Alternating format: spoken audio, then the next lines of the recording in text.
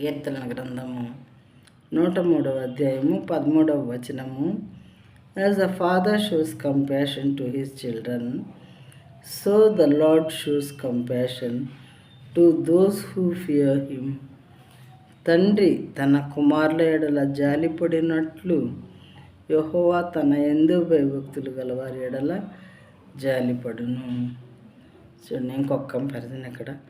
తండ్రి కుమారుల బంధం, దేవునిది ఎప్పుడు దేవునికి మనకి మధ్య గల సంబంధం ప్రతి చోట కూడా తండ్రి కుమారుల బంధంలాగే కనిపిస్తూ ఉంటుంది బైబిల్ గ్రంథంలో.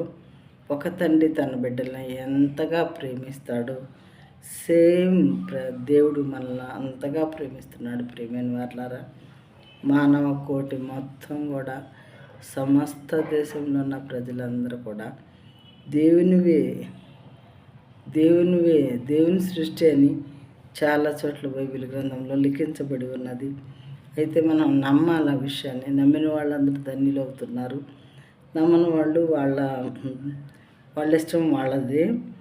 తండ్రి తన కుమారుల ఎడల జాలిపడినట్లు యెహోవా తన యందు భయభక్తులు గల వారి ఎడల జాలిపడును.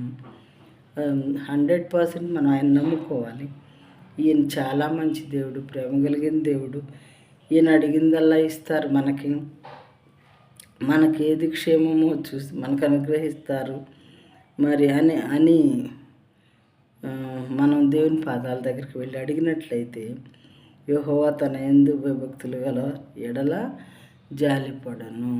మనం ఆయన భక్తుల్ని, ఆయన బిడ్డల్ని చూసి ఆయన పదే నా బిడ్డ నా దగ్గరికి వస్తుంది, దానికి ఎవరు దిక్కు దశ లేరు, మరి నా బిడ్డ నా దగ్గరికి వస్తున్నాడు, నన్ను ఎంతగానో నమ్ముకున్నాడు, నన్ను ఎంతో నేను సహాయం చేస్తానని విశ్వసిస్తున్నాడు, కాబట్టి ఖచ్చితంగా ఆ బిడ్డకి నేను పలానా సహాయం చేస్తాను.